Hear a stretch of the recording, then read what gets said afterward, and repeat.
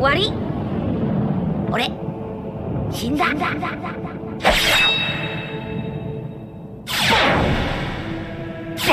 ことを！笑った。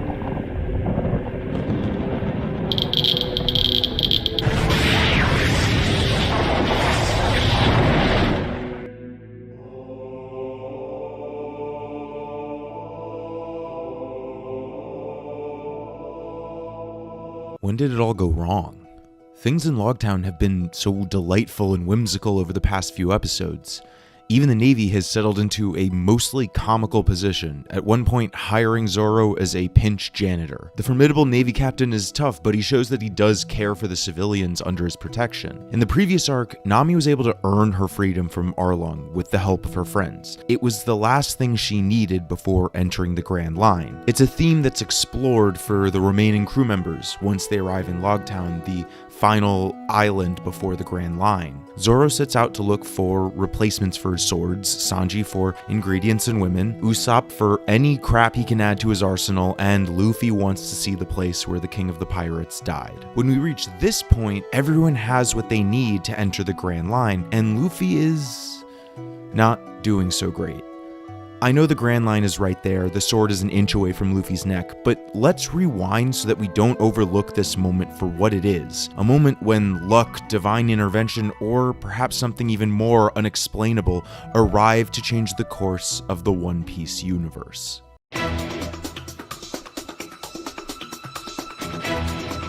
Zoro's needs are pretty apparent. He almost died in Arlong Park because he was missing 2 swords. As this is the last stop before the Grand Line, it's important that Zoro rearms himself while they're here. Unfortunately, he has no money, and he knows that borrowing money from Nami is essentially signing on for indentured servitude. His money troubles are only compounded when he accidentally smashes Tashigi's glasses, a marine who bears a striking resemblance to Kuina. Luckily, Zoro has stumbled into the most lawful good marine in the One Piece verse. And I mean, she's got some good ideas. I'd also watch the show about Zoro, the single father of 5 whose wife ran out on him. Unfortunately, as often befalls lawful good characters, they become the instruments of the very thing that they detest. Tashigi, if he's starving, his kids are probably starving too. Even if you don't believe in social welfare, can't you just call it even on the broken glasses? In classic Zoro fashion, it'd be faster to just clean the base than to try to talk himself out of this situation. Shouts out to Nami, who does not let Zoro's career choices ruin her shopping spree. Can someone tell Zoro not to put that in his mouth? You don't know where it's been. Tashigi believes in her manufactured backstory for Zoro to the point where she still doesn't suspect him to be Zoro, despite the fact that he's buying a second and third sword. Even though Tashigi's idealism sometimes makes her incredibly naive, we see that what is driving that idealism is a true sense of justice. Her heart is in the right place, but she just can't see past the labels that govern society. The Navy is justice, the pirates are evil villains. Although she still has no idea who Zoro is, she is about to get another overwhelming clue that the single father might, in fact, be the notorious swordsman who was at the base earlier. This shopkeeper's name is Ippon Matsu, and he is one of the best minor characters that I had completely forgotten about after watching One Piece the first time. He has a top 10 worst poker face of all time and still tries to buy Zoro's sword for 2% of its actual value, only to turn around and offer 2 swords worth millions for free. And what caused this change of heart?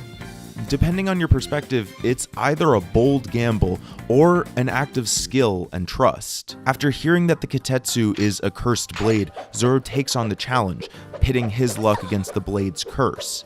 As he throws the blade into the air, he holds his arm out and closes his eyes, betting his future as a swordsman on his luck winning out. It's strange though, because Zoro doesn't strike me as a particularly superstitious person. The only thing that he is that confident in is his skill as a swordsman, which means that perhaps when Ippon Matsu began to describe the horrible fates that befalls all of the wielders of the Kitetsu, Zoro interpreted that story a little differently. For someone determined to become the best swordsman, Zoro can't be afraid of losing to something as silly as bad luck. If that's true, does that make the moment less intense? It would mean that Zoro isn't putting his future in the hands of some external fate. He instead is putting his faith in his skill. Whichever one you want to believe, Zoro is forced to reinforce his decision to be the best. He won't run from a curse, he will use it to his advantage, as he has no plans of losing to anyone. And here we are again. And even with 3 swords, Zoro is not going to get to Luffy in time. Before we keep going, let's rewind again, this time focusing on Sanji, as we see his own dream being affirmed in the next episode.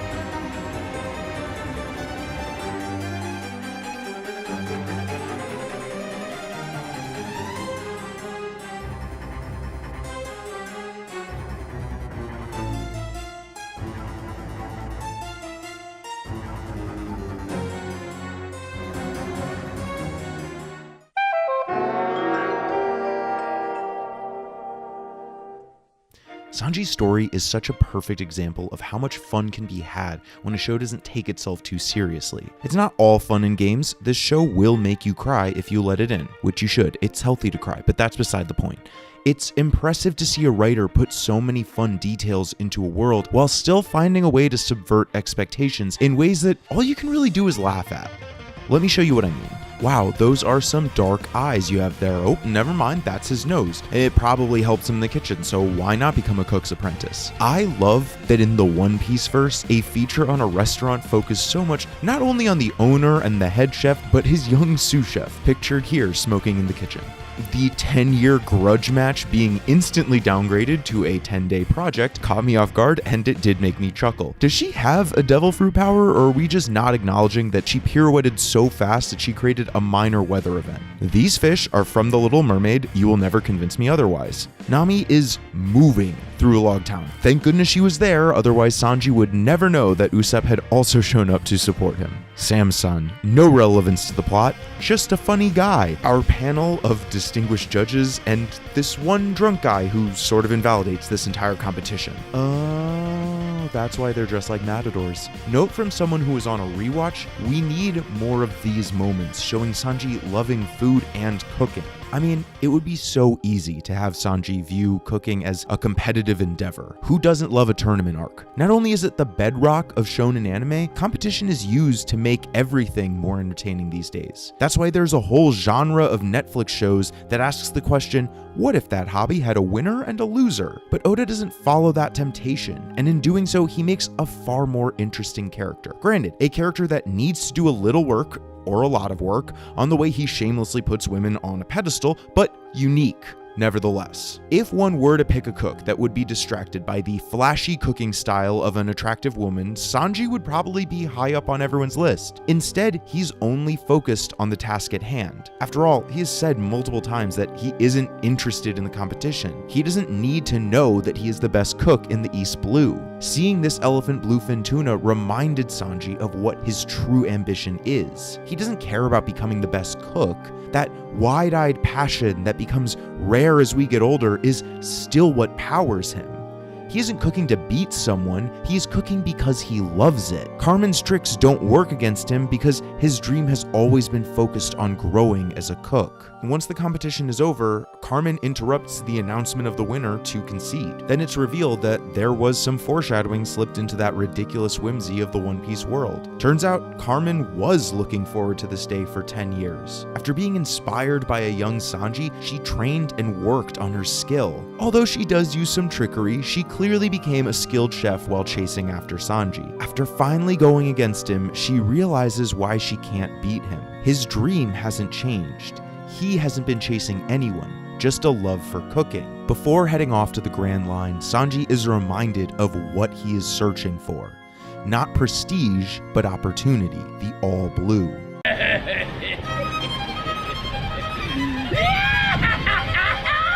ゾロ、サンジ、ゾップ、ナミ。終わり？俺、死んだ。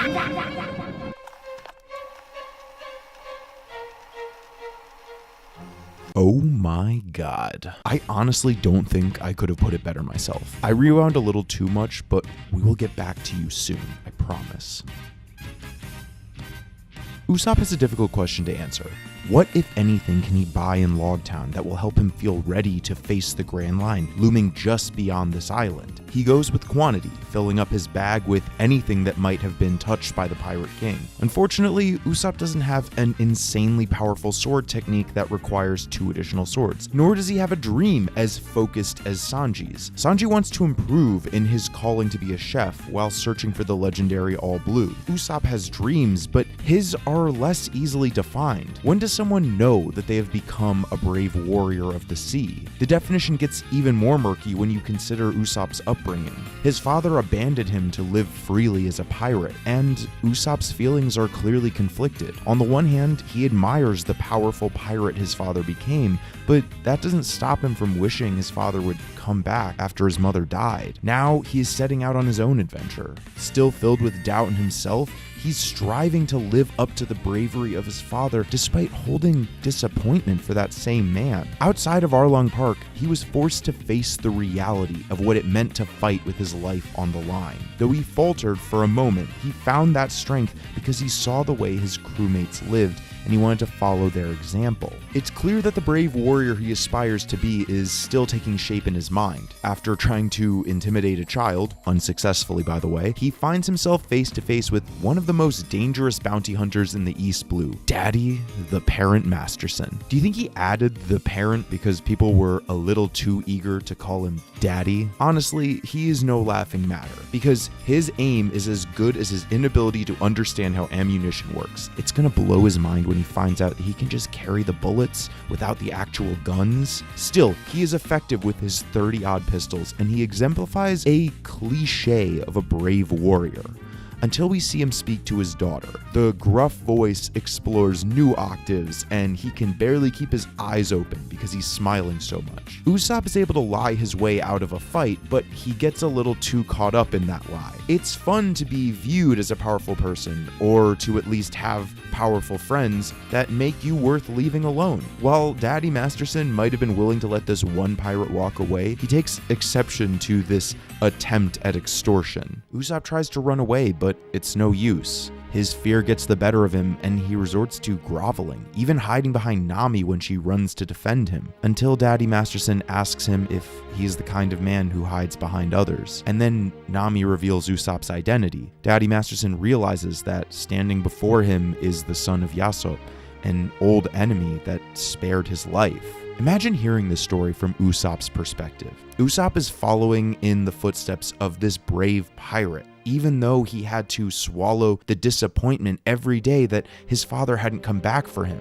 Is it better to know that his father recognizes the bond between parent and child, or does it make it worse that he knew and still chose to continue his adventure? Instead, Usopp focuses on the daddy standing across from him instead of his own. Daddy is not less of a warrior because he chose to stay behind to protect his daughter. In fact, Usopp respects him more because of the kindness he showed by sharing this story with him. Usopp is seeing a different way of being a brave warrior. It does not require callousness and questionable morals.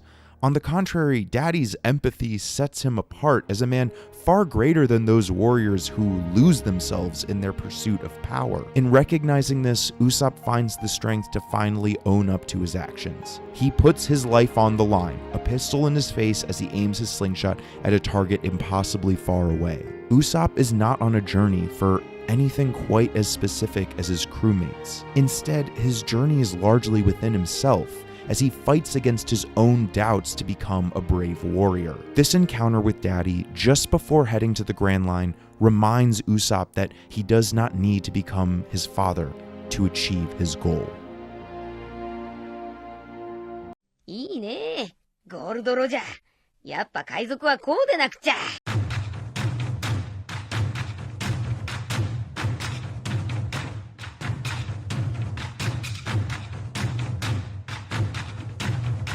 だから俺は海に出たんだ。グランドラインに行ってワンピースを手に入れて、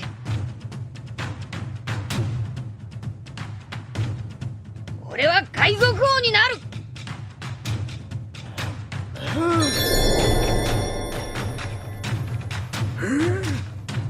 ロ、サンジ、ストップ、何？いいのよ。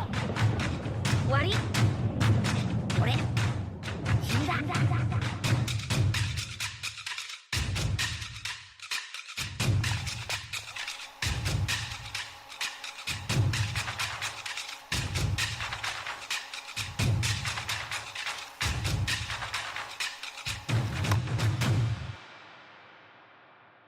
The first reason Luffy wants to stop at Loguetown is not surprising. He would rather go straight to the Grand Line, but he is willing to make a stop so they can restock on meat. Things change when Nami explains why the city is so famous. It's the city of the beginning and the end, the place where the old pirate king was born and was later executed. And I don't say this lightly, but all at once, Luffy is not thinking about meat. Of course, the rest of the One Piece universe never remains static. Alvida has eaten the Sube Sube no Mi, which, am I reading this right? Caused the fat to slip off her body? Armed with a fan service no Mi, she has teamed up with Buggy, who is back and taller than ever. They are all set on a collision course at Loguetown. With Loguetown on the horizon, we see the excitement.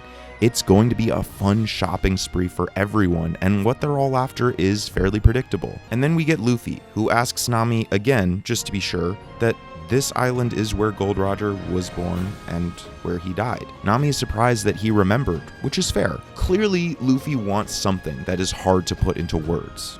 While Nami, on the other hand, has the opposite problem. She has her freedom, she has all of the villagers' pocket change, and she has a city of clothing stores where she can spend it. Nami did a lot of heavy lifting in the last arc. I think she's earned some retail therapy. In classic Straw Hat Crew fashion, the crew splits up and chaos ensues. This time, we'll follow the captain. It isn't just Buggy and Alvida that are after him. Waiting for him in Loguetown is the strongest opponent Luffy has faced. Thus far in the East Blue, the Navy has mostly been depicted as a bungling police force whose corruption causes more harm than good. As we get closer to the Grand Line, the first part of that statement begins to change. Smoker is the first instance we get of that jump in power. If him hotboxing his office shirtless with 2 cigars doesn't instantly establish him as a badass who doesn't stand on ceremony, him yelling at his subordinates for cramping his style definitely does. Smoker is so strong that he is bored of apprehending the weak pirates attempting to stock up in Loguetown before going to the Grand Line. But he is at least a little interested in this Monkey D. Luffy, who has a bounty of 30 million berries. If only he had looked at the wanted poster, we would have had this fight 5 episodes early. When the two of them meet, Smoker's clearly surprised at Luffy's boldness. I mean, civilians, people that he is protecting, are afraid of him. Yet this young outsider walks right up to a Navy captain and asks for directions to the execution platform, which, fair enough, a Navy captain definitely would know where that is. When Smoker asks why Luffy wants to see it, his answer is simple. He wants to see where the king of the pirates died, which in itself is quite a thing to admit to a Navy captain. Luffy's passion and fearlessness clearly make an impression on Smoker. He's impressed enough that he decides to use his smoke to lead Luffy to the platform, except Luffy gets lost. Instead, he finds his way into the Gold Roger bar. Now, it is entirely fair to simply see this as destiny or fate that Luffy found his way into this bar. As we soon learn, the owner knew and respected Roger, yet he has grown tired of the poor excuse for pirates that were inspired by Roger's execution, which coincidentally happened 22 years ago to the day. Luffy inspires the owner, or Raoul, to keep the bar open. In fact, while they're talking, Raoul cannot help but see Roger where Luffy sits. While Luffy is clearly very different from Gold Roger, the fire that drives them both is identical. It gives Raoul hope. Once again, how fortunate that Luffy got lost. But did he? Smoker was leading him, and while I would never underestimate Luffy's ability to get lost, I don't think it's crazy to think that perhaps Smoker led Luffy to this bar on purpose. Smoker was there 22 years ago, a young boy watching the King of the Pirates be marched to his execution. He heard the proclamation himself that inspired so many people to venture into the Grand Line to find all that Roger achieved. Seeing Smoker in the same bar Roger used to frequent shows us how similar the two men are. It's not absurd to think that he might be the way that he is because Roger made such an impression on him as a young kid. While Smoker outwardly has a presence more similar to Roger, Rule seems disappointed with him. While Rule has no love for the thugs playing pirate while they seek out only riches, it's clear that he's not happy with Smoker's decision to join the Navy and work as a deterrent for those unworthy of the legacy of the Pirate King. Still, both men have witnessed that spark in Gold Roger that they still look for every day. Could it be that Smoker led Luffy to this bar to see if Raoul would recognize the same boldness that he had seen in Luffy? Perhaps, but once he realizes who Luffy is, he prepares himself to stop the story here, as he has with so many other pirates. 処刑って初めて見るよ。君を処刑するんだよ。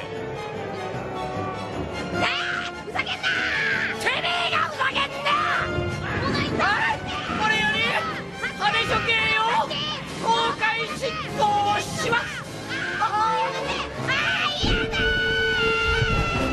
In perhaps the biggest upset in anime history, Buggy and his crew get the drop on Luffy and have our protagonists at their mercy. We've seen this part before, and as the storm builds, we see that no one will reach Luffy in time. Nami and Usopp are running to save the Going Merry, and Zoro and Sanji are just too far away. As the blade plunges towards Luffy's neck, Smoker is shocked as he sees him smiling. As Smoker says, no pirate smiles when they're about to be executed. That is except for Gold Roger. It is at least a little more understandable why Roger smiled when he was about to be executed. After all, at that point he was the king of the pirates. One might expect that it is easier to smile at the end of one's life when their main goal has been accomplished. But then, why does Luffy smile? He claimed only moments before that he would be the king of the pirates, showing that he knows that he has not accomplished that yet he smiled anyway. I believe that he smiled for the same reason that Roger did. Roger did not smile because of what he accomplished, but because of how he lived. Both he and Luffy have lofty ambitions that they put their life on the line to achieve. Whether they die before or after they reach their goal is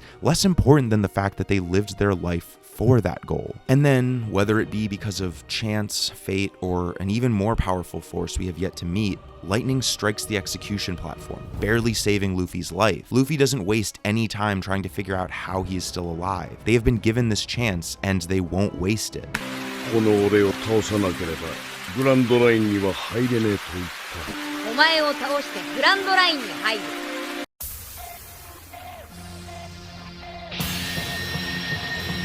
Smoker was no fool, and even if he might have noticed something in Luffy, he still recognizes him as a pirate. He sent his men to destroy the Going Merry just in case Luffy was able to escape. But the spark of luck that started when Luffy survived his execution seems to have set off a chain of events, everything suddenly going the Straw Hat's way. The intense downpour made it impossible for the Navy to burn the ship down, and it gave Nami and Usopp just enough time to get away. Tashigi attempts to stop Zoro, yet he is able to defeat her. With the image of his childhood friend burned into his mind, he heads out to sea. Despite the narrow odds, it looks like the Straw Hats will finally get through, and then Smoker appears before Luffy, putting forward the same challenge as before. If Luffy wants to get to the Grand Line, he will need to go through Smoker.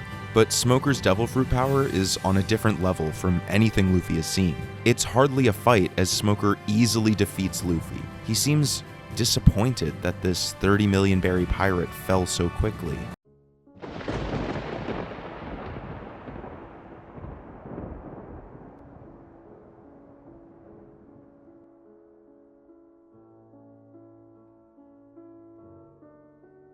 And then a mysterious hooded figure appears. Dragon stops Smoker from delivering the final blow, and a mysterious blast of wind rips through Loguetown. He says, "The world is waiting for our answer."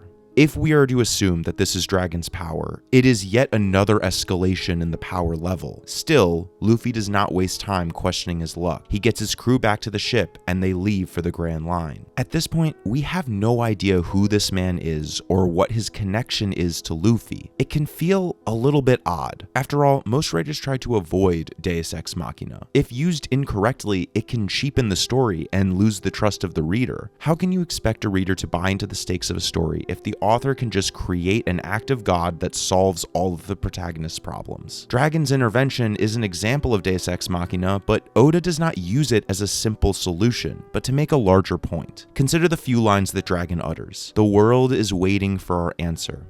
Clearly, Dragon is acting for something larger than Smoker and Luffy's conflict. When Smoker asks him directly, Dragon challenges Smoker. What reason would there be to interfere with a man's departure? Smoker has acted as a barrier for pirates entering the Grand Line, while still holding great admiration for Roger. He recognizes the problem of so many people misunderstanding Roger's goal and causing chaos under the banner of a Jolly Roger. In his mind, he has been able to work to protect civilians and protect the legacy of Gold Roger. Even though Smoker may have been impressed with Luffy, he cannot see past the fact that he is a pirate and that he was not even strong enough to free himself from Smoker's grasp. Even after Luffy has gotten away, Smoker doesn't abandon his way of thinking. Luffy is a pirate, one with ambitions to become even more powerful, and he must be stopped. Oda is using this moment of Deus Ex Machina to ask a central question. Can the world be saved if any force of change is snuffed out prematurely under the strict law of the Navy?